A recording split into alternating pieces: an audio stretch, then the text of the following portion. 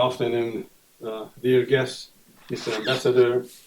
Welcome you to this year's Seamus Heaney Memorial Lecture, which is the 11th in a row. It is organized by the Széchenyi Academy of Letters and Arts. My name is Győző Ferenc. I'm the executive president of this academy. Let me greet here our speaker, the distinguished Irish scholar professor Declan Kiberd and his wife Elizabeth Kiberd. We are honored that you have accepted our invitation. We owe thanks to Mr. Ragnar Almqvist, Ambassador of Ireland to Hungary, for the ongoing support of the lecture series. The venue, as was last year, is the fine auditorium of the gorgeous CEU building, Central European University building. The Hungarian Academy of Sciences, the building, is under reconstruction. So we are grateful to the board of the Central European University, in particular to Pro-Rector László Kontler and István Rév, director of the Open Society Archive, for hosting us now. This building was designed by two Irish architects, Sheila O'Donnell and John Tooby, in 2016. So it's hard to imagine a more appropriate place in Budapest for Declan Kiberd's lecture this evening. I think all of us in this room know Professor Kiberd's work and achievements quite well. He is, to say the least, a leading international authority, one of the foremost scholars of Irish literature, both in Irish and English. His post-colonial perspective on the literary and cultural tradition in Ireland has had a huge impact on the field worldwide. He taught at University College Dublin for over 3 decades. Now he is literature emeritus at the University of Notre Dame in Dublin. Among the many influential books he wrote and edited, I would like to refer to his grand trilogy, Inventing Ireland, Irish Classics, and After Ireland. Probably Irish Writer in the World can be added as a forced accompaniment or what. Inventing Ireland focused on authors of the Irish revival, and it was a sweeping success, I must say. This voluminous work is an inspiring and very impressive performance in several ways. Professor Kiberd was probably the first critic to apply post-colonial theory to the analysis of history of Irish literature. What makes this book so impressive is that he successfully liberated from the academic jargon, and that's why it's accessible to readers of all sorts, not just experts, but also he handles an enormous amount of positive data seemingly effortlessly. In Irish Classics, he reached back to classic authors who wrote both in Irish and English from the 17th century on down to the period of high modernism, and then in After Ireland, his latest published book, to date, he offers a reading of works from the mid-20th century to the present period. Professor Kiberd has indeed a unique capacity to reach audience beyond the merely academic audience, and the important proof of that is his Ulysses and Us, The Art of Everyday Life in Joyce's masterpiece. In that book, he argues that art is not a specialist activity, and as he put it in an interview to the Irish Times, Joyce was trying to recover reverence for the ordinary, which he felt had been lost among the intelligentsia. This evening, Professor Kiberd is going to talk about Brendan Kennelly, poet, writer, essayist from County Kerry. Kennelly was a robust and very prolific talent, whose works, such as the poem sequences Cromwell and the Book of Judas, subverted comfortable stereotypes or assumptions, historical stereotypes and assumptions. He is not unknown, the Hungarian reader, as back in 1968, an early novel of his, The Crooked Cross, which is translated as Kocska Kereszt, was published in the Modern Library of Europa publishers. This is a short novel about a decaying village in Ireland. Kennelly uncompromisingly spoke out against all sorts of violence, intolerable violence, and stood up for the downtrodden, the outcast, the oppressed, the fallen, which is also a thread running through the Heaney Memorial lectures. After the lecture, there'll be a reception, a small reception just outside this lecture hall. Please feel free to join. And when you leave, don't forget to take your free copy of Roy Foster's last year lecture, priceless publication. Now I would like to ask Mr. Ambassador Regner-Almqvist to give his opening speech.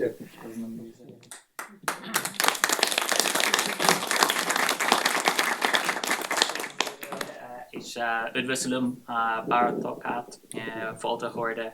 A year ago, as you mentioned, Yuza, soon after I arrived here in Budapest, I had the honour of introducing Professor Foster to deliver the 10th annual Seamus Heaney Memorial Lecture. And I recalled Roy's observation at that time that quoting Yeats sometimes seems like the last refuge of a scoundrel. And then, good diplomat and host that I am, proceeded to verify our guest's wisdom by quoting Yeats myself.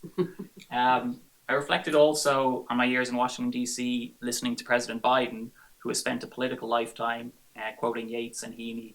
And yesterday, in fact, the President welcomed our Taoiseach to the White House, perhaps the most famous building ever designed by an Irishman, James Hoban. While I have the honour of welcoming an intellectual hero of mine, Professor Declan Kiberd, and his wonderful wife, Elizabeth, here to see you, to my mind, amongst the most beautiful buildings built by Irish architects in the last few decades. I first met Declan some 2 decades ago in a lecture hall larger than this, but rather less beautiful. And I say that, beautiful, my wife arrives just in time. Theatre L in the Newman Building, or the Arts Block at UCD, University College Dublin, Joyce's alma mater. I was one of 500 or so freshers in first year English, struggling to take in my surroundings and grappling with the concept of academic freedom after a lifetime spent in Christian Brothers schools. The idea that after 18 years of doing exactly what I was told, whether I now chose to spend the day in the library or in the library bar was my decision alone. In The Idea of a University, Cardinal Newman, UCD's founder, wrote, "It is the place where the professor becomes eloquent and a missionary and a preacher, displaying his science in its most complete and most winning form, pouring it forth with the zeal of enthusiasm and lighting up his own love of it in the breasts of his hearers." Now, Professor Kiberd doesn't preach, nor, I suspect, Declan, would you embrace the label of missionary, but in his extraordinary yet accessible eloquence, in his command of the canon, in the energy and enthusiasm with which he lectured then and lectures now, he lit up Theatre L. And with it, I think, convinced hundreds of nervous young would-be scholars that while they had a great deal to learn, they were surely in the right place and the right hands to do it. His accomplishments, some of which Yuza has mentioned, are too many to list. Alongside his years in UCD, as Yuza said, he's taught in Kent, in Trinity College, and most recently the University of Notre Dame. He's written some of the most influential and brilliant works of literary and cultural theory of the past century. Inventing Ireland is absolutely canonical, I think, to anyone interested, not just in Irish literature, but in Ireland full stop. He's published countless essays, articles, and reviews, most notably in the Irish Times, and contributed to any number of exceptional radio and television programmes, genuinely shaping how our republic sees its past and what it imagines for its future. And of course, he's inspired thousands upon thousands of students, many of whom have gone on themselves to brilliant things, like Barbolo here, one of whom even blagged his way to a job in Budapest. Namely me. Declan's subject this evening, Brendan Kennelly, was also a brilliant scholar, and like him, a Gaeilgeoir, an Irish speaker, like my father and mother indeed, mining the seam of two languages and identities. He was renowned especially for his humour, disdain for intellectual posturing, both captured eloquently in the title of one of his epics, Poetry My Arse. When I left UCD, my own horizons had expanded so far that I was willing to brave the 3-mile journey into Trinity, where I took an MPhil in creative writing myself, a programme which Kennelly established. It was a wonderful year, but my only regret in that time is that I didn't have him as a teacher. But all the more reason why I look forward to hearing Declan delve now into his work and into his marvellous mind. Before I pass the plinth to Declan, a word of gratitude to Yuza, a great poet and an even finer friend, who, as president of the Széchenyi Academy of Letters and Arts, has hosted this wonderful tribute to Heaney for over a decade now, bringing Ireland's best minds to Budapest. And if you're wondering about this little publication, it's a Hungarian translation of Beacons of Bieltana, which we published earlier this year to mark the 20th anniversary of Hungary's entry into the European Union under Ireland's presidency of the EU on the 1st of May. Cousin also to our hosts at CEU, an institution which to me represents Newman's idea of a university, to Mariana Yu, our endlessly creative cultural attaché, to Ailva, my endlessly patient wife, and finally to the many Irish studies scholars and enthusiasts who've travelled from across Hungary to be with us here tonight and whose engagement we at the Embassy so value. Mar focal skur, Declan, I earned his doctorate at Oxford, which reminded me of an anecdote I was fond of John F. Kennedy concerning, allegedly, Jonathan Swift. Oxford, Swift reputedly said, was truly a great seat of learning, for all freshmen who entered were required to bring some learning with them in order to meet the standards of admission, but no senior, when he left the university, ever took any learning away. Thus, it steadily accumulated. Barthame, this is a particularly learned audience, I know, but after hearing Professor Kiberd's lecture, I promise you will leave CU this evening with much more knowledge than you arrive with. So, Cousin Declan, the floor is yours.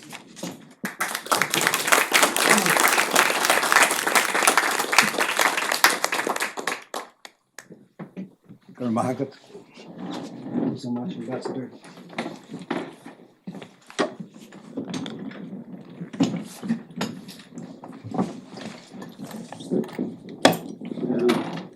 Dear friends, audience of the university, Ambassador, everyone here who has taken the trouble to come. It is a great honour for me to be included in the sequence of lecturers in this series.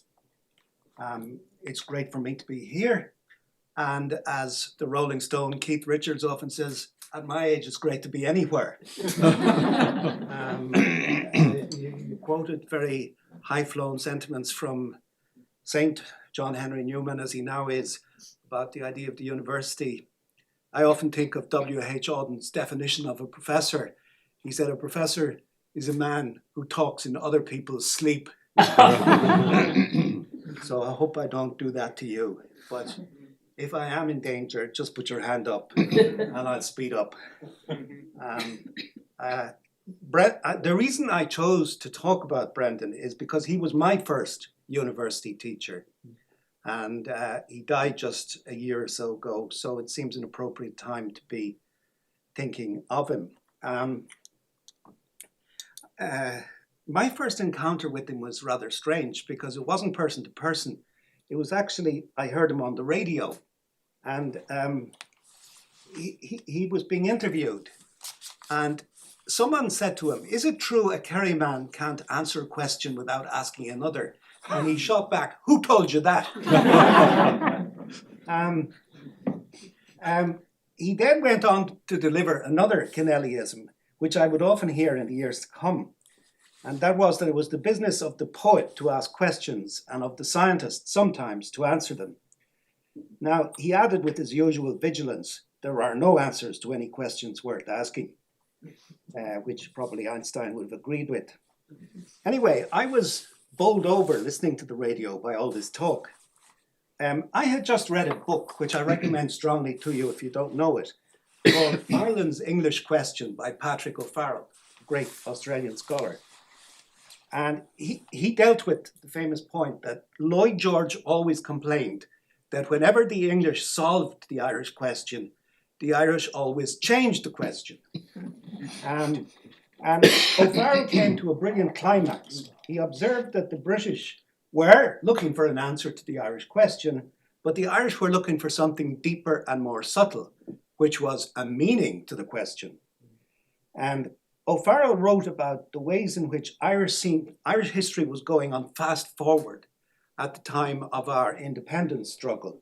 And it is true that the people who took part in the Easter Rising of 1916 were, I think, surprised by what they were doing, just as the British were surprised by their sudden insurrection. And if you look at the proclamation of 1916, it promises a welfare state, cherishing the children of the nation equally. Decades before such a thing emerged in Scandinavia, it is a very futuristic document. So it's an answer in one way to a question that nobody had yet learned how to ask. And I think this is, of course, why Michael Collins linked it to classic tragedy. Because in classic tragedy, there is always a plot in which a society implodes because someone has raised a question which should not have been raised. Because there's one question which must be left implicit, and if it is asked, the whole structure falls to pieces. Now, at the time of hearing Kennelly on the radio, I was reading Ulysses for the first time. I was a virgin Joycean in those days. But I had stolen the copy of Ulysses from my father's bedroom wardrobe, where he kept it along with Kinsey's report on the sexuality of the American male and one other naughty book whose name I forget. And I thought it was actually an illegal book. And then I discovered it had never been banned in Ireland, because for a book to be banned in Ireland, someone had to make a case against it. And since nobody could understand Ulysses, nobody could make a case against it. The censorship in the Soviet world was always top down from the state, but in Ireland it was bottom up. If someone went into a library and saw a sentence they didn't like in a book, all they had to do was write to the censorship board and the book was immediately banned, with the result that most of modern literature was denied to us. But happily, not Ulysses. Ulysses was always available, even to 14-year-old boys. And though I understood very little of it as a teenager, it too, like the Easter Rising, seemed like an answer to a set of questions that hadn't yet been put. Now, my head was spinning with all these thoughts. The year I heard Kennelly was 1969, and I had hoped to study history in Trinity. But there was a problem. The Catholic Archbishop forbade Catholics like me from Catholic schools attending Protestant Trinity. But Kennelly's mesmeric radio interview turned me to literature as a way of dealing with history. And then there was a strike of secondary school teachers, which left me free to sit the Trinity entrance examination. And I was lucky enough to be examined by him. And he winked at me and said, you know, you're the first applicant from a Catholic school on the north side of Dublin to apply for this scholarship. If we offered it to you, would you come? And I said, no question, of course. And then I asked him about his little radio joke about the status of the question. And he said, it's not just Kerry people who do that, he said. Every man, woman and child still living in this country does that. And he pulled out a copy of Yeats's poems and he opened them at Easter 1916. And he asked me what did I think of the final stanza. Well, I said to him very cautiously, there are 4 questions in that stanza. Yes, he said, not one of them answered. Each is suppressed by another, even more pressing question. I just remind you, too long a sacrifice can make a stone of the heart. Oh, when may it suffice? That is heaven's part. Our part to murmur name upon name as a mother names her child when sleep at last has come on limbs that had run wild. What is it but nightfall? No, no, not night but death. Was it needless death after all? For England may keep faith for all that is done and said. We know their dream enough to know they dreamed and are dead. And what if excessive love bewildered them till they died? I write it out in a verse, MacDonagh, MacBride, and Connolly and Pierce. Now in the time to be, wherever green is worn, or changed utterly, a terrible beauty is born. So Yeats, the great Yeats, couldn't answer a question except by asking another. And I told Kennelly that the device of the suppressed question, so characteristic of Ireland in 1916 and the years after, became a central technique of the great man's poems. Either that, Kennelly agreed, or else his poem ends in a question, and you think of what then sang Plato's Ghost, what then was there another Troy for her to burn? How can we know the dancer from the dance? And Gilza reminded me at lunchtime today that even Maria Edgeworth ends Castle Rackrent with the question about whether the Warwickshire militia taught the Irish to drink or whether the Irish taught the English how to drink. A question which is probably better left unexplored further.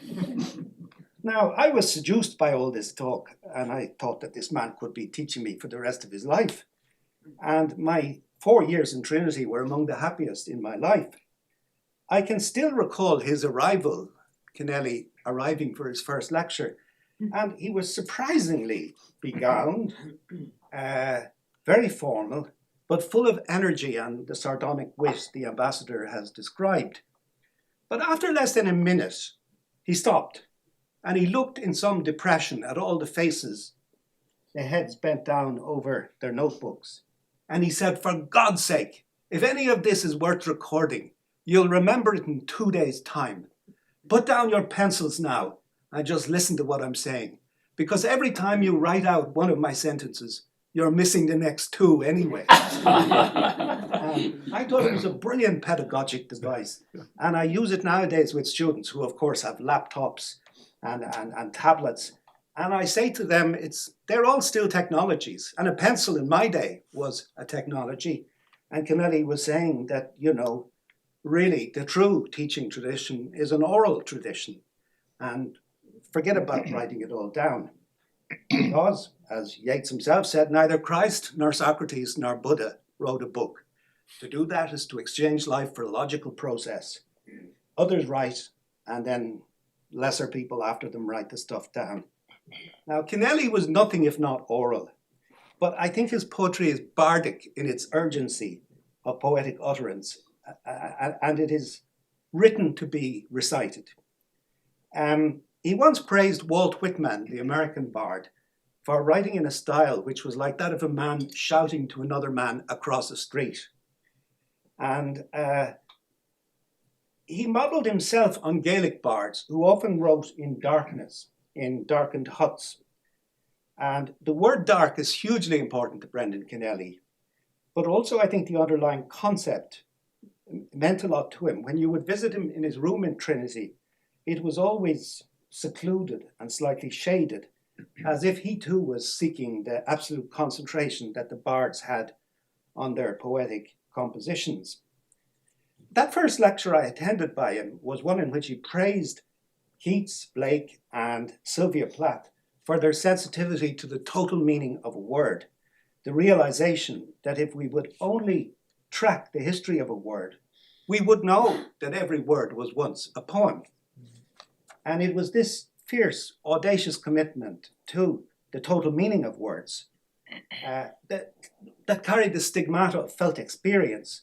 It was this that enabled him to write in his early years what I think is the greatest poem about the Irish famine, the most difficult of all subjects for our people, a subject so terrifying that very few writers have actually still tackled it. Some prose authors like Carleton and O'Flaherty and Tom Murphy, but the poets generally avoided it, lest they be accused, as Sylvia Plath was, of trying to appropriate the awful pain of others.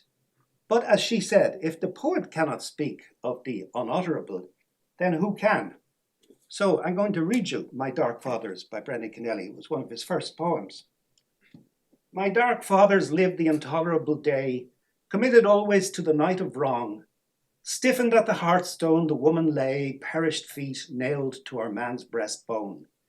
Grim houses beckoned in the swelling gloom of Munster fields, where the Atlantic night fettered the child within the pit of doom, and everywhere going down of the light. And yet upon that sandy Kerry shore, the woman once had danced at ebbing tide, because she loved flute music, and still more, because a lady wondered at the pride of one so humble. That was long before the green plant withered by an evil chance. When winds of hunger howled at every door, she heard the music dwindle and forgot the dance. Such mercy as the wolf receives was hers, whose dance became a rhythm in a grave, achieved beneath the thorny savage firs that yellowed fiercely in a mountain cave. Immune to pity, she whose crime was love, crouched, shivered, scorched the threatening sky, discovered ready signs compelled to move her to her innocent, appalling cry. Skeletoned in darkness, my dark fathers lay, unknown and could not understand the giant grief that trampled night and day, the awful absence moping through the land. Upon the headland, the encroaching sea left sand that hardened after tides of spring. No dancing feet disturbed its symmetry, and those who loved good music ceased to sing. Since every moment of the clock accumulates to form a final name, since I am come of Kerry, clay and rock, I celebrate the darkness and the shame that could compel a man to turn his face against the wall, withdrawn from light so strong and undeceiving, spancelled in a place of unapplauding hands and broken song. He's making the point that the famine had reduced people to silence in both languages, Irish and English, but he was breaking the taboo. And that powerful lyric begins with the blindness which affected so many Irish poets, predecessor poets, my dark fathers, because in Irish the word dal is often used about poet, Taig Dal O'Higgy, Seamus Dal Mafurta, and dal means blind, but also dark. And this poem here ends with the image of a blind man who's a guest singer at a wedding, but turns his back on the celebrants and sings a song with his back to the company. Brendan had attended this wedding and he was quite shocked that the blind man faced in the other direction. Now, Brendan had studied the French play Phèdre by Racine at Trinity, which is about a woman who walks from the light into the dark, but as she walks into the dark, she is illuminated. I don't agree with people who say that Kennelly's poem is an account of the desolation of rural life, in the sense that Kavanagh's Great Hunger might be. I think that Kennelly is trying to capture the silence of the spaces left by the dead and the migrated, the awful absence moping through the land. And when I saw those shoes as images of lost people here in Budapest, I think that is the kind of image he's reaching towards there. He would have read Malachi Horan's famous comment that the worst legacy of the famine wasn't even the poverty it brought, but rather the emptiness that it left. It left the people, as he said, feeling so sad in themselves. Kennelly once loaned me a book by an American visitor called Mrs. Asenath Nicholson, called The Lights and Shades of Ireland, in 1850, just after the famine was coming to an end. And it suggested that if the famine had gone on much longer, a wholly new language would have had to be invented to account for the world. This is a point that Primo Levi made when he commented about the Nazi death camps, that really a new language was called for to do justice to the awfulness of this experience. And I sometimes think that Hiberno-English actually, between Irish and English, was the emergent new language after the trauma of our 19th century Irish history. But a lot of the details in the Kennelly poem I've just read make sense in this context. The dead couple who are literally crucified to one another's bodies, perished feet nailed to our man's breastbone. And that came from a talk given by his friend Frank O'Connor about the famine, a debt Kennelly repaid when he gave O'Connor's graveside oration. But there are multiple images of desperation. Maria Edgeworth actually observed a woman who was too stupefied by despair and hunger to notice that the child she was carrying on her back was already dead. A situation I'm sure has happened in more recent times in parts of the Middle East. Kennelly described the poem as an attempt to define my own relation with Irish history, which he carried forward, as has been mentioned in his book on Cromwell and other very painful subjects. Cromwell is, of course, a hero in England, where he's seen by left-wingers as the father of socialism and democracy. But in Ireland, he's, of course, the man who brought the curse of Cromwell.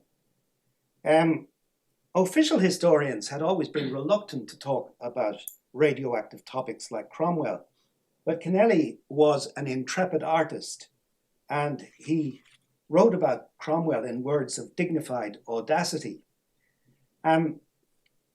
Having registered the power of distressing images, I feel that in the poem I've just read, you must also recognize a strange buoyancy in the rhythm. And it is strange considering how sad the subject is.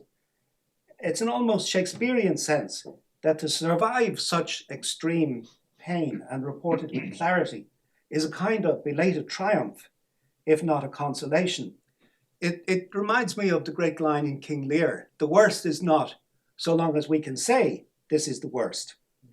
And one of the problems after the famine was that we couldn't for a while, that people neither in Irish nor in English could make such statements.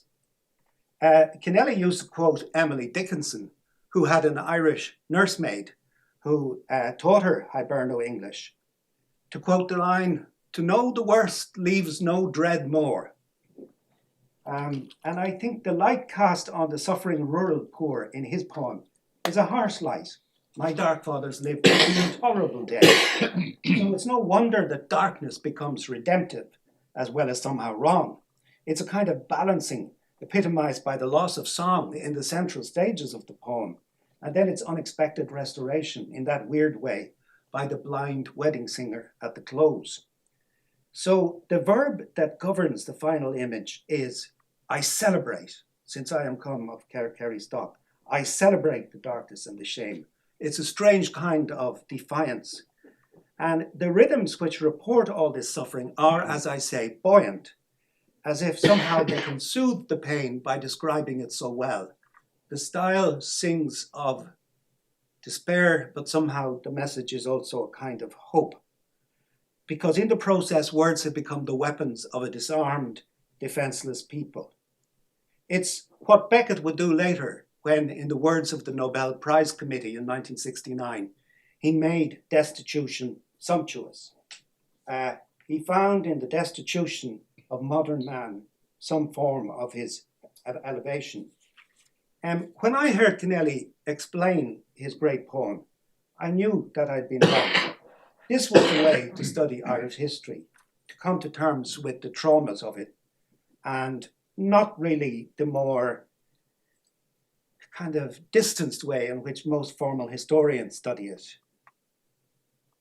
Now, my subject today isn't just Kennelly's process in his own poetry, because lots of very good critics like John McDonough, Aki Pearson and Noreen Doody have done that, but on particularly Kennelly's powers as a thinker. Just 2 years ago, his friend Neil Astley issued a great collection of Kennelly's analysis of his own favourite poems. It's this book here called The Heavy Bear Who Goes With Me, which is a quotation from Delmore Schwartz. And they are wonderful little micro essays on Kennelly's favourite poets. He observes, for instance, that in Blake's poem, The Tiger, there are 14 unanswerable questions, packed into just 6 stanzas. And though Kennelly's lectures were full of zingers, he came to be suspicious of poems which gained fame through quotable lines, like A Terrible Beauty is Born, that were too obviously calibrated to exam answers. Of his friend Ivan Boland's poem, The Journey, he says, for example, the only form of quotation that will do it justice is to quote the entire thing. And this is an aesthetic principle that only the person who sees completely can be completely simple. So he shares with Yvonne Boland a constellation of light-dark images, like those which begin her book, New Territory. Out of the dark, man comes to life, and into it he goes and loves and dies, his element being the dark and not the light of day. But Kennelly is too humble to mention that there's a poem to him dedicated in her first volume, which begins, it's actually about the flight of the earls. Princes, it seems, are seldom wise. And he's equally incisive on the work of another Trinity contemporary, Derek Mahon, whose work presents a challenge because it aligns with the English tradition of many poets in that tradition. And Kennelly had his own criticisms of English poetic writers. He once said that every English writer achieves at the age of 30 a technical excellence which leaves them invulnerable to criticism and incapable of further development. Now, this is a slightly mischievous statement. Mahon's quiet lyricism represents a huge challenge to Kennelly's theory. So he uses his commentary to explain how such a technician can also be a truly brilliant poet. The poetry, he says, is too ironic to be noticeably passionate, but there is no doubting its intensity. The cruel precision is chastened by comparison, but Mahon is seldom to be found at the center of his poems. Mahon exhibits what Keats would call negative capability. So Kennelly says, in the space created between the center that the self occupies and the perimeter to which the self is shifted with dignity but firmness, there arises an alternative world, peopled by others, but still paradoxically controlled by the removed self. Now, that is an equation worthy of Einstein, and it's capped by a fine line about how Mahon substitutes a sophisticated deference for an aggressive statement, thereby achieving the ultimate in poetic control. Now, this is very interesting. Kennelly is showing respect for poets who don't over-insist on the word I, the first person singular. And so he uses multiple voices in subsequent books like Cromwell or The Man Made of Rain. And I think there is a sense that poets make themselves over-vulnerable if they overemphasize themselves. He notices rather slyly, I think, that even the wild romantic Shelley waits until stanza 4 in Ode to a Skylark before risking, I fall upon the thorns of life, I bleed. Though never someone to question the greatness of Yeats, Kennelly notices an almost desperate desire on the part of the great man to place himself at the center of the nation and its poetic tradition, even and especially when he wasn't central at all. And Exhibit A is, of course, the Easter 1916 poem, because as you all know, the rebels held the uprising in the absence of the national poet, who was away in England dining with a duchess and was deeply annoyed that he had not been told by the rebels about their plans. Now, you can imagine if they had told Yeats, the British would have found out 5 minutes later what was going to happen. So it was just as well he had been removed from the center of action. But his poem is an attempt to centralize himself at the moment when the rising breaks out. I have met them at the close of day, coming with vivid faces. He is claiming all through the poem connection with the main protagonists, Pearse, MacDonagh, Connelly. That procedure is totally different from someone like Patrick Kavanagh, who says, no, I was not important as I moved through the colourful country, the namer, not the beloved. Kavanagh is like Mahon. He puts himself on the periphery. I think that Kennelly had deep reservations about Yeatsian self-importance. He loved in lectures to repeat Kavanagh's aphorism that there is nothing as dead or as damned as an important thing. And I think in that way he anticipated Deleuze and Guattari and their elevation of the idea of a minor literature as something that could become a major thing. He often asked us to read Auden's Elegy for Yeats, which mixes beautiful tribute with hard questions just like Yeats does in the 1916 poem. Now, in my third year at Trinity, Kennelly was away at Swarthmore College in Pennsylvania, where he was delighted to meet and teach with W.H. Auden. And he discovered that they both had the habit of rising at 5 a.m. in the morning. They both got up very, very early, which is, I think, something that hard drinking men often do. Auden also charmed Kennelly by telling him that Yeats had a cold heart and a warm head, a mixture of discipline and a kind of wildness bordering on excess. But Kennelly knew also that Auden was the inspiration of what he admired most in the work of Derek Mahon. And in the Astley collection of commentaries, The Heavy Bear That Goes With Me, Kennelly places himself in the tradition of what we call in Ireland Dean Hianachas. It's an Irish word which means the lore or knowledge of place, and how there's always a story associated with the naming of each place. And a love of just intoning the place names because of their beautiful sound. And he actually gives an English example of this rather than an Irish one. He gives the example of Edward Thomas and the poem Edelstrop, at which a train unexpectedly drew up in a station and made the place famous forever for this one moment. And for that minute, a blackbird sang, close by and round him mistier, farther and farther, all the birds of Oxfordshire and Gloucestershire. Oxfordshire, Gloucestershire. Kennelly knew that they were more than names, that Whitman had been right in saying there's nothing more poetic than names, that the word Mississippi rolls and uncoils itself like the mighty river itself. In the context of Thomas' poem, he remembered Patrick Kavanagh. Naming these things is the love act and its pledge. So Oxfordshire and Gloucestershire fill the poem's ultimate line with their sound music. Now, Kennelly had a thing about place. He believed that places were themselves most fully in the early morning light. And that was one reason why he got up early and walked across Dublin. A city in which I think each suburb has the feel of a rural village. I think that Dublin is a city of rural villages that just suddenly got joined up and began to look like a city, even though it wasn't. Just like Ulysses is a collection of short stories that gets joined up and looks like an experimental novel, even though it isn't. But it's the same underlying procedure. One day, Brendan Kennelly walked with me through Fairview Park on the north side of Dublin, near where I live.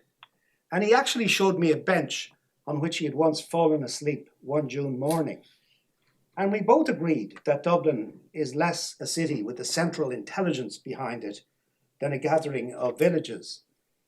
Just as, the great classics of Irish literature, from Castle Rackrent by Edgeworth, through Gulliver's Travels, down to Ulysses and O'Kine's Craneachilla and Beckett's trilogy, they are all collections of micro stories or micro anecdotes in the drag of an experimental novel. So for this very reason, I wasn't at all surprised when Astley included Wordsworth's poem Westminster Bridge, which celebrates the first splendour of London at dawn as a kind of rural experience. The smokeless air, the calm so deep, these all have, he says, the feel of the countryside. If dawn brings out these rural elements hidden even in a city, so does the dusk. Any of you who have listened to that great song in the history of rock music, Waterloo Sunset by the Kinks, will know exactly what I mean. That, London becomes rural again towards the end of that great rock ditty. Now, I think the surprising influence on My Dark Fathers is also Gray's famous elegy in a country churchyard, which itself was a cry against rural poverty, with the rude forefathers of the hamlet standing for My Dark Fathers, as this poem also is set in darkness. Indeed, darkness is the theme and setting that recurs obsessively through the commentaries in the Astley collection. Whether it's Darkling I Listen in Keats's Nightingale Ode, or We Live as on a Darkling Plain in Matthew Arnold's Dover Beach, or The Darkness of John Clare's Mind, where the consciousness of going mad is a suffering worse than actually being mad. Sometimes for Kennelly, the self became a burden just too great to be borne. He was, as the ambassador and our friend have said, always appearing on television. He was a national treasure. But there was one night he appeared on a thing called The Late Late Show, which was the most popular program in Ireland. And when Pat Kenny, the host, asked him a couple of personal questions, he said, please leave me alone. I want to be quiet and just sit here. And this was almost like John Clare, you know, the mad poet who said, I am, yet what I am, none cares or knows. The price of having a total sensitivity to the meaning of every word may be a sensitivity that brings you close to despair. And in more than one of the talks given in the Astley book, Kennelly insists that the suicide of Sylvia Plath was less astonishing than the fact that someone of such sensitivity was able to live and last for so long and get out of bed each morning for so many years before she actually did away with herself. He finds the same sensitivity in Byron, whose darkness will turn everything to black by its bright flames that burn them to charred lifelessness. But the dark for a poet can be the natural element, as when Tom Gunn calls my sad captains one by one out of the dark. Or, of course, Satan, a fair an analogy for Cromwell, gets so many of those lines in Milton's Paradise Lost, compared with the very pallid God, whose light doesn't seem to amount to very much. The dark is the zone of those dreams which seem absolutely real as one goes through them, but then become quite different as narrated in daylight language. Coleridge, whose Kubla Khan seems complete rather than fragmented when experienced, he called the experience the stuff of sleep and dreams, and yet my reason at the rudder. So our day language is truth-telling in the sense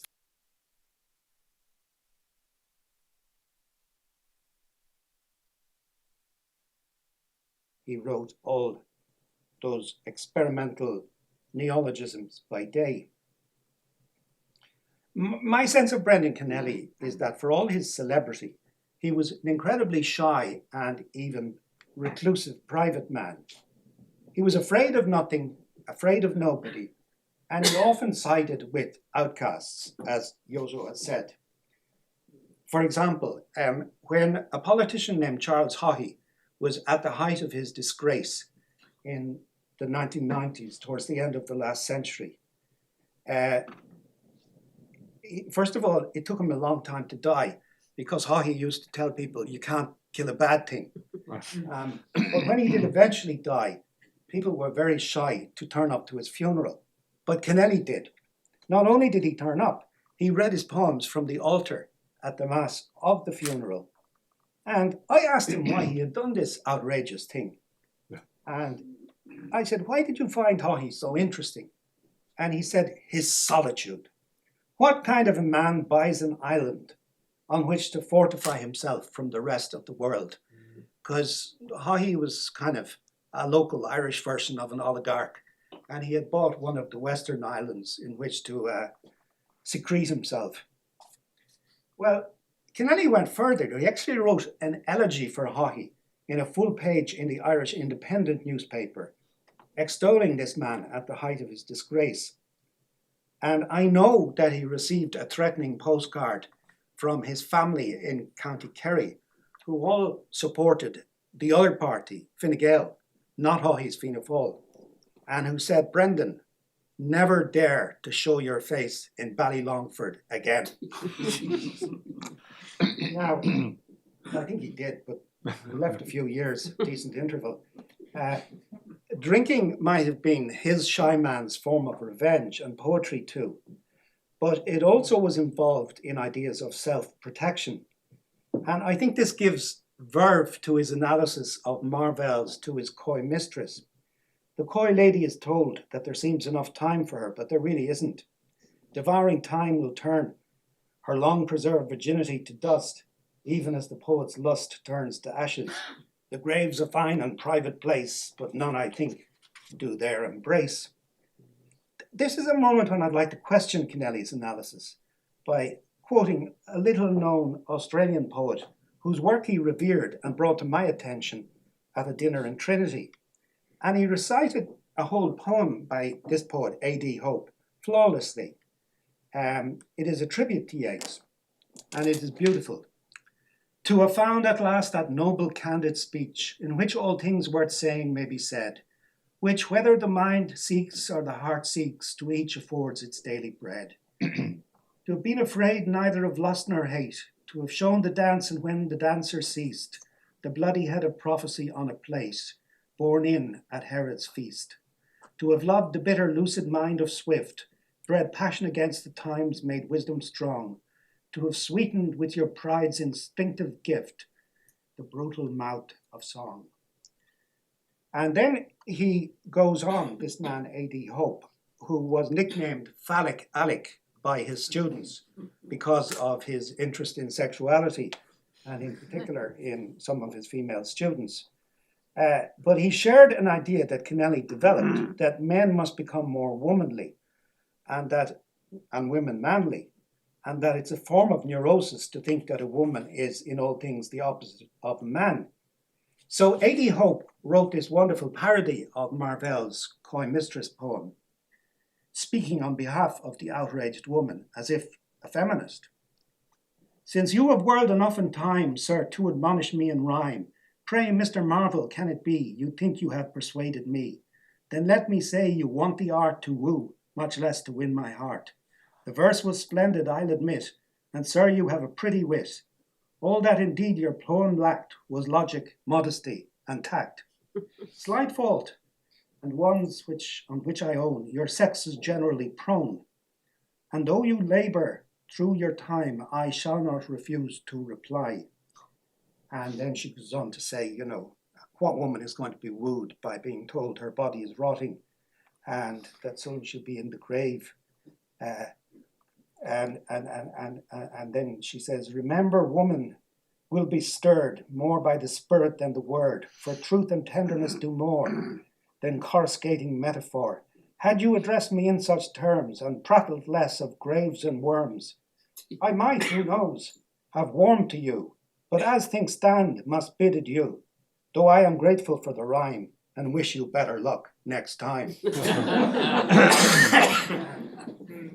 So this poet, A.D. Hope, who I think must be better known and should be, particularly appealed to Brendan, and he did his best to promote his work, because he had with Yeats one idea in common, and that is that the mind only creates when it's split in two, when it has the courage to introject the other, whether a man is adopting the voice of a woman, or an Irish person is giving voice to the hated Cromwell, or a regular guy is identifying with Judas. Kennelly believed in what Lionel Trilling used to call the opposing self, that a truth in art is that whose opposite is also true, and that the greatest works of art always contain the essential criticism of the code to which they finally submitted. And the poet could contradict not just him or herself, but the whole social consensus. And that those who oppose the social consensus as poets often capture its essence with work that lives on, whereas those who merely reflect the surfaces of a period are soon forgotten. And I think this is one of the reasons among many why Kennelly was so obsessed with reinstating Cromwell as a person to be reckoned with in the Irish psyche, the hated Cromwell who every Irish schoolchild had been taught to revile. He calls him in one of his poems a friend of the people. Mine was the first friend's face Ireland ever saw, little as it recognized me, Oliver said. I came equipped with God's fact, God's law. What did I find? Not men, but hordes, full of hatred, falsity, and noise, undrilled, unpaid, driving herds of plundered cattle before them for subsistence. Kennelly liked to embrace his shadow side, his inner English Protestant. He gave me the title of one of the chapters in Inventing Ireland when he said, what this country needs are not Catholics or Protestants, but Protholics and Cathistans. And I said, I think I've heard something like that before. And he says, yes, it's what Simone de Beauvoir built a whole book around when she said that a man is not in all things the opposite of a woman. One is not born but becomes a woman. And it's a form of neurosis to think that men and women are one another's opposite. People have accused Kennelly of streaks of misogyny, especially in his early poems. But I would argue they are merely theatrical performances of the Irish male as such a neurotic, such a victim of binary thinking. Kennelly himself spoke up for women in plays like Medea or essays and comments on people like Boland. But he knew that men had made a terrible mistake in asking women to live out their own repressed femininity. None more than Yeats when he asked Maud Gonne to live out a femininity that Yeats should have encountered in himself. I remember asking my mother about these years ago, and she used to joke about Maud saying no, no, no to Yeats, and all of what she referred to as the decades of foreplay that ensued. And of course, what happens in the end is that finally Yeats does confront his anima and writes the Crazy Jane poems when he's in his 50th year. And this is a common feature of Irish writers. So many of them, once they have achieved a certain degree of excellence, will suddenly give voice to the female. Joyce to Molly Bloom at the end of Ulysses, when he knows he has completed the epic. Beckett to Winnie in Happy Days, when he knows he is on his way as a great artist. And of course, Yeats to Crazy Jane. I would put Kennelly's Book of Judas in that tradition. And I remember, in fact, I was saying to Gyozo the other night, I met Brendan Kennelly one day walking down Grafton Street wearing something I'd never seen him wear, a suit. And I said, my God, are you going to a funeral? He says, no, actually, I'm going to meet a woman. And, I was too discreet to inquire further. But I noticed on the evening paper that night, it turned out that the actress Mia Farrow, who was acting in a film in Kilkenny, was in Ireland. And she said, I have read this man's Book of Judas, and he speaks for me. This was just after her bust up with Woody Allen. And she phoned him and made contact with him. And he was obviously going for a date with her. And she continued to quote from the Book of Judas when she returned to America and appeared on the American radio. I think these are very interesting issues. You know, Yeats put Maud on a pedestal to offload his feminine qualities onto her, but then found he had to voice them in Crazy Jane. Brendan appreciated Yeats's life as an experiment in living, but he also pointed to a scientific element in the very lyrical bard. And this was what caused repeated expulsions of Yeats from the Golden Dawn order, because Yeats never had a vision, but he questioned it in scientific terms. And Brendan found a similar element in Keats, who was a medical student.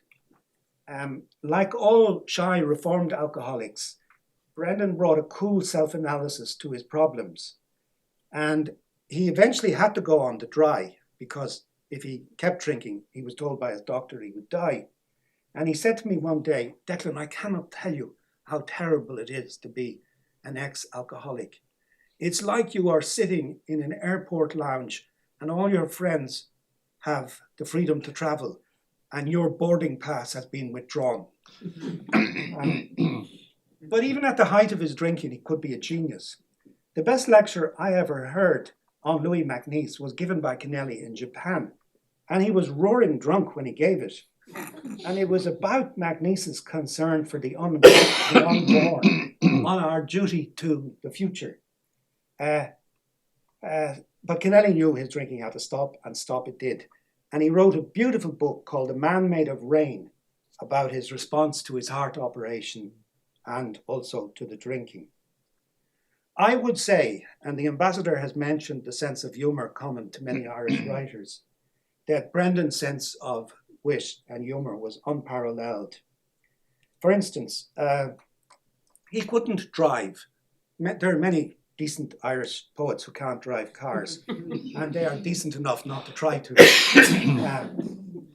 But Brendan was such a treasure nationally that he had to appear in an ad for one of the first Toyota cars on Irish television. And he was very honest. He said, "They tell me it's a great car." How exact. My sister went to the same driving instructor that Brendan Kennelly used, a man called Mr. Lanigan in Clontarf. And my sister had a little accident in one lesson when she bumped into the pillar of a suburban house. And she burst into tears and she said to Mr. Lanigan, "Am I the worst student you've ever had?" And he thought for a minute and said, No, there was a professor from Trinity who was even worse than you are. And he was so bad that we actually asked him, would he take his money back and we would stop teaching him the art of driving. And Brendan wasn't daunted by any of this. He decided to make an ad about this experience. And there would be an American woman in cutaway jeans hitchhiking in the Kerry Mountains. And this car would drive up slowly. And in it was Kennelly looking like a Botticelli angel. And she would say, "Hi." And then she would look in and see it was Kennelly. And he would say, "Yeah, girl, would you like a ride? Jump in." And she would think, no, one of those professors, I've heard about them. Cancel culture, stop. He said, "Go on, get in." So she does get in. And the last frame in the ad is Kennelly leaning forward to the liveried shoulder of a chauffeur and saying, "Driver, drive on." Because he really wasn't driving. He was just being driven. And this ad was blocked by a group called the Council for the Status of Women, which my brother used to call the Council for the Women of Status, because they didn't understand. It was actually self-humor by Kennelly at his own expense. They thought it was a sexist ad. But as Brendan often used to say, a man is always making, if only, a fool of himself.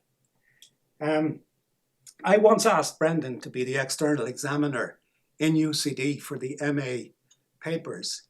And it happened that the weekend we did it was a beautiful June afternoon, and we did it in my front garden in Clontarf.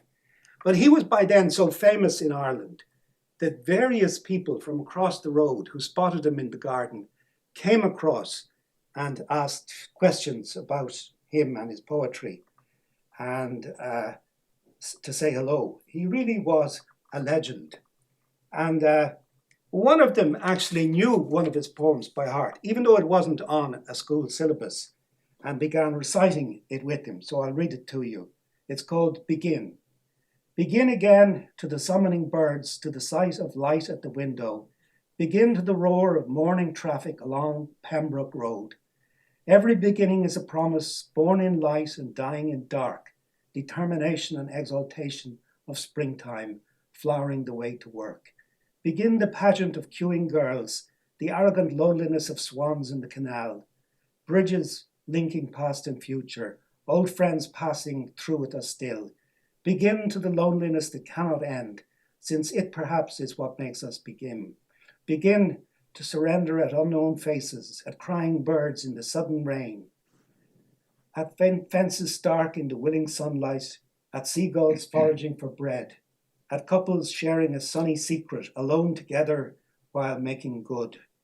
Though we live in a world that dreams of ending, that always seems about to give in, something that will not acknowledge conclusion insists that we forever begin. And they recited it with him, and he was delighted. And he gave every student A++, which was my object. Brendan was a very generous marker, and it was it was quite an achievement to get a B from him, you know. He must have done something terrible. So it wasn't just Kennelly, but his actual poems that were known across the land.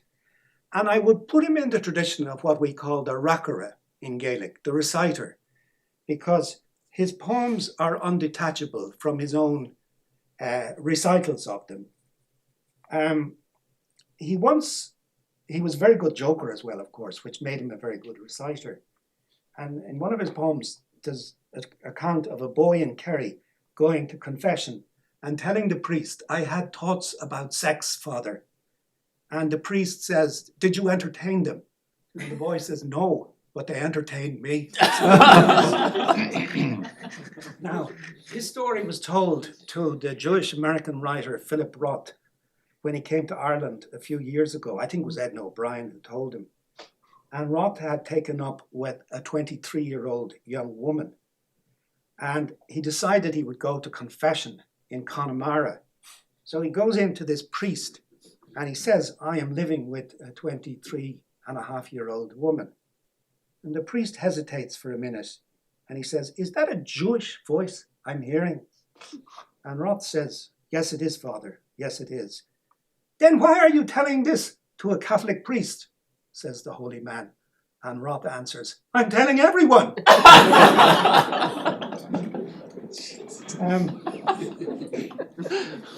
For me, Brendan Kennelly's lectures were unforgettable. They were poetic, even the lectures.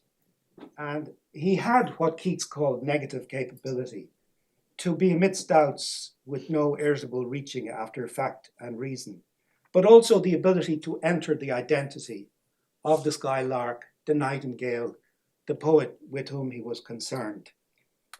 What Keats wrote is true about Kennelly. He had nothing in himself, but he had in himself all that others could be. And he praised Keats for putting commonplace snatches of speech into poems, just as he did himself. And he said that Keats's poems were pure and new because they were willing to have a go. So necessarily some of them are trite. And that was true of Brendan Kennelly's poems too. He wrote some pretty awful poems, as well as some magnificent ones like those I have read to you. But the genius of poetry must work out its genius in every man or woman. And the poet has to rest content with half knowledge, because, as Yeats said, the half-said thing to the poet is dearest. And perplexity is, in the end, the surest evidence that we have given attention, close attention, to a problem. What the attention is just a floating idea until it can take form in a poem. Kennelly was very suspicious, as I said, of poems that could be quotable, that sounded too rounded off, that had lines that became too detachably famous in themselves. He said, take a piece of the truth, but not the whole thing. And he took his motto from Emily Dickinson, tell all the truth, but tell it slant.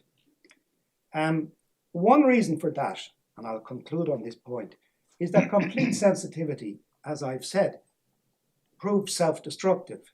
It nearly destroyed Brendan Kennelly.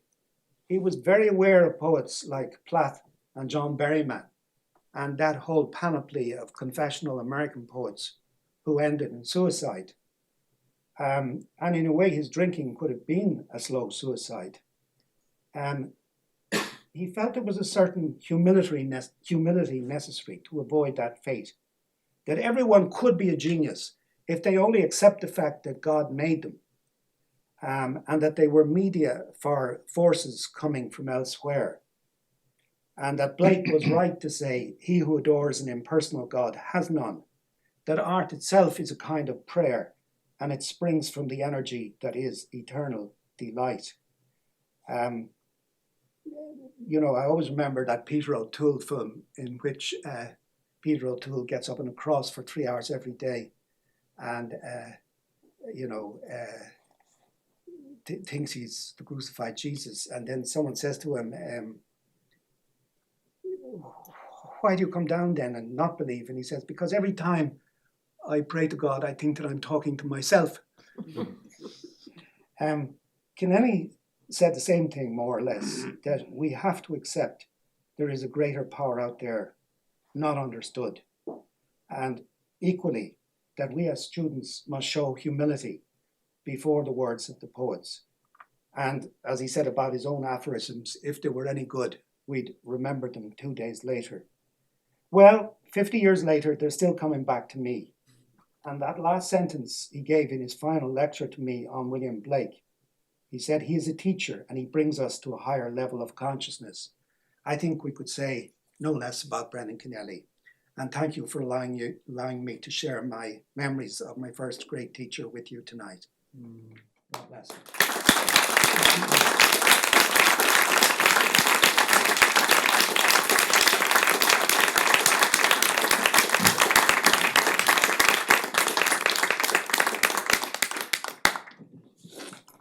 Don't go away. No, Thank you for this marvelous lecture. I think you have brought us to a higher level of consciousness with the lecture. It was absolutely wonderful how you, sort of the range of your topics, quite sometimes sort of controversial, so famine and Philip Ross's confession, men and women, alcohol consumption, whatever, plus the poet itself, and you gave us a huge range indeed of authors from both sides of the Atlantic, plus the two islands, Ireland and England, and Australia as well. Now, coming back to the, well, one of your topics was that Irish, if an Irishman is asked a question, he cannot answer without asking another question. I think we should now do the reverse thing. This is the section of the question and answer. So why don't you tell answers to Declan so that you can answer the question? Please do so. excellent idea. And very subversive, if I may say so. And how all teaching happens. So the floor is yours now. You don't need a microphone. Yes. Yeah. I just have to say thank you very much. It was very entertaining, and you certainly will pass the 2-day test. We will all remember something. So thank you very much. The 2-day test is a good one, I think. You write down a lot of things in lectures, and actually what Walter Ong said is true. Writing down allows you to forget. You know, that's one of the troubles of writing. Whereas, yeah, the oral tradition remembers. I'm sure there are other points in comments. Please feel free. Is that the reason why there are so many publications by scholars, that they write down and then they forget? That might be the case. I mean, the more substantial books they produce, the more likely we come to be lost during reading them. And one wonders actually that, well, if you tested them on some of those passages that they came up with, how much would they remember? Yeah, I think a lot of people give themselves permission to forget once they've written something down. You remember I quoted Yeats, neither Christ nor Socrates nor Buddha wrote a book. They didn't need to. They were gurus. But they have good marketing. Yeah. But yeah, no, I think there is a tendency for forgetfulness, and it's perhaps even more acute now than it was in the old days when oral tradition was strong and you could remember, say, a list of things your mother had asked you to buy in the grocer's shop. Now you'd probably have to write them down, but even doing that you might miss one or two looking at the list. Yeah. So your theory is very true. Was Brendan Kennelly composing orally his poem? We know that Yeats did, Wordsworth did, this famous dog running in front of him in the woods, so that because he was shouting his own poems in progress. How about Kennelly? Well, I think that Brendan often thought of a rhythm or a phrase when he was out walking, and then he would go back and build around it. No, It's a bit like, you know, Keith Richards saying he crossed London looking for a chord from Mick Jagger, and then they went back and developed it into Sympathy for the Devil, you know. Yeah.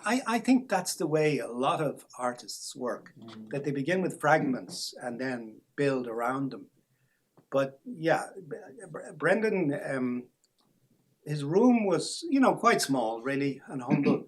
And the books were not on shelves; they were just stacked up like a pyramid.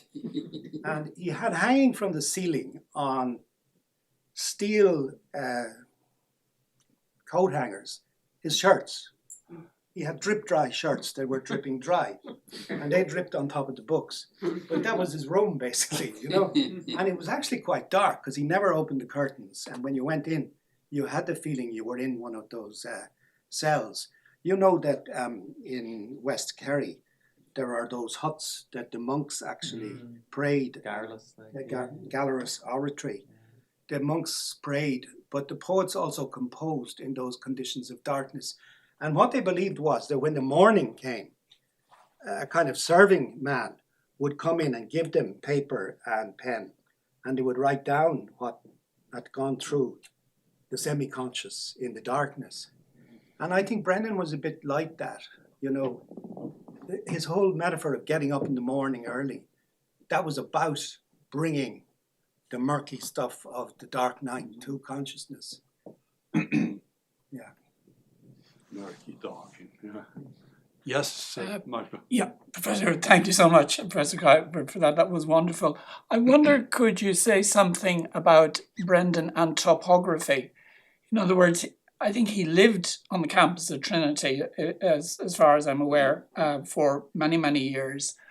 But he's a Kerry man in Dublin as well, and particularly during the 70s, I think when the Dublin-Kerry rivalry was a big deal, that would have raised some issues. But I'm particularly thinking about Trinity College. Recently, I believe in the last few days, the library has been renamed the Evan Boland Library, and he would have known Evan Boland at Trinity College, I'm sure, in her student years also, and also the Trinity College of the early Beckett. I'm thinking of Balakwa and those stories from More Pricks Than Kicks, and some of the things you were saying about the treading on the edge of madness and that in his character. It's madness, but it's very much Trinity College kind of madness. So I just wondered, could you maybe offer any reflection on that in terms of these places as influences on his thinking and his writing?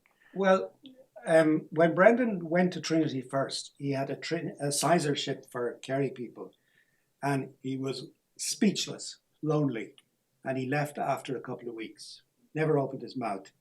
He worked for the Electricity Supply Board for 3 years. And then he went back to Trinity. And this time he never stopped talking.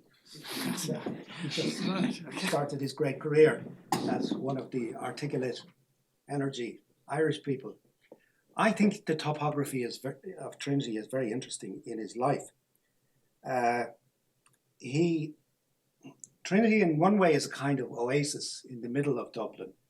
So it's yet another of those villages I was mentioning, and it has its own peculiarities.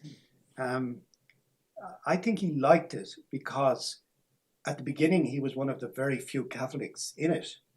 So he was like made a fuss of, and he was also regarded as good fun. He used to start lectures with lines like, "Protestants, as we all know, are incapable of decadence." Would like cause to hold a riot in the auditorium. But the Trinity topography is very interesting. You mentioned Beckett. Beckett had rooms in New Square, and if you look at the biographies, Beckett swore that he saw a ferryman about no more than 2 feet high walking across the New Square lawns when he was like 19, 20-year-old student. So it wasn't just W.B. Yeats who saw fairies. Sam Beckett as well. It's a great tradition, you know. And of course, it may not be disconnected from the fact that both men suffered from glaucoma. but yeah, I mean, it is a sort of, I know what you're getting at. There's a paradox in that a man from rural West Kerry would end up in this super sophisticated Protestant college. But then you must remember, my other teacher was Martin O'Kine, the great Irish language writer. And he used to rib Brendan and say, "Brendan, you grew up in a slate-roofed house I grew up in a thatched cottage. So Trinity was actually full of people who were kind of dissidents and came from minority traditions and found themselves fetched up there. I think that's why it was such an exciting place in those years, because it was really, pluralistic locale. And I would say the same about Kerry. My dear wife, Beth, is from Kerry.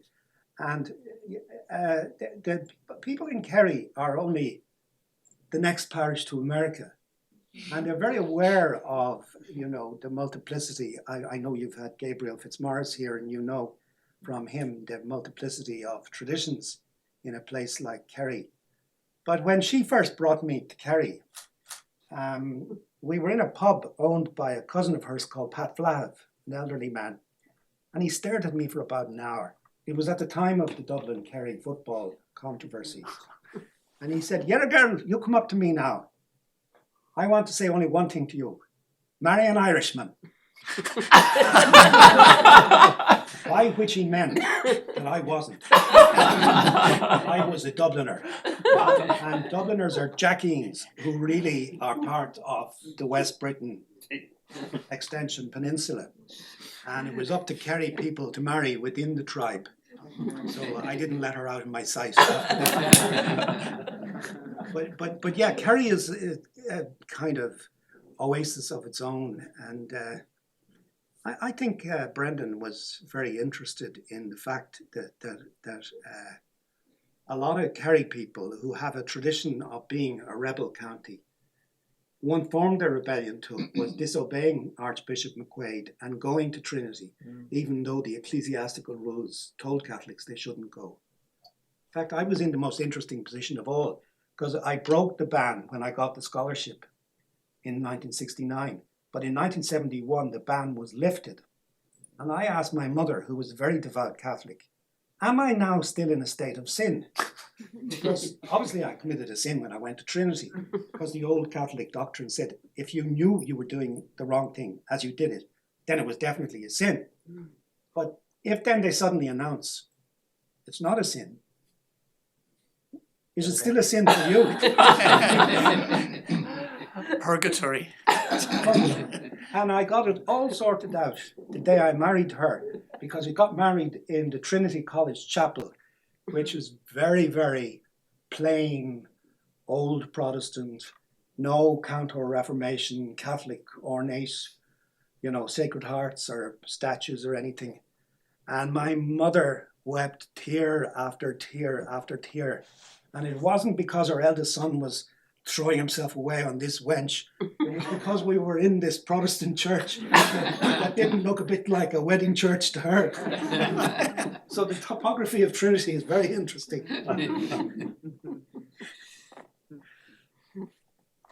Yes, mate. First of all, thank you very much for a wonderful lecture, Professor.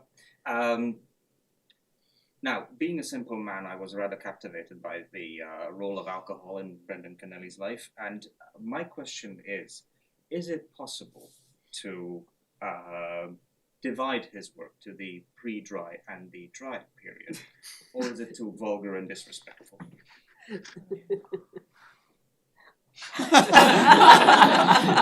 Is there a difference between the two? Some say that. This is like asking whether Bob Dylan wrote Mr. Tambourine Man under the influence of drugs, and then some of those boring later are not quite so fueled by substances. Or indeed, if we went to Wordsworth, we could perhaps put your question in a similar way. But my answer would be that Brendan Kennelly only wrote with utter clarity in moments of piercing lucidity. And you can't do that when you're drunk. You can do it about the experience of being drunk. And the book called The Man Made of Rain, a lot of it is about that. But just as Wordsworth wrote about emotion recollected in tranquility, Kennelly wrote about drunkenness recollected in sobriety. And I don't therefore think there's a huge difference between the pre and the post drinking Kennelly. That's a very mischievous and searching question. And I think there is a good answer to it. And I think I've given it to you. No, I think most people who are famous as substance abuse, I mean Dylan Thomas, Brendan Behan, we've so many of them in, you know, the Celtic countries. I think when they were writing at the height of their powers, they were stone cold sober. Yeah. That might be a neat segue to going for a drink now. Yeah, if there are no more questions, then we thank you again, Professor Kiberd, for this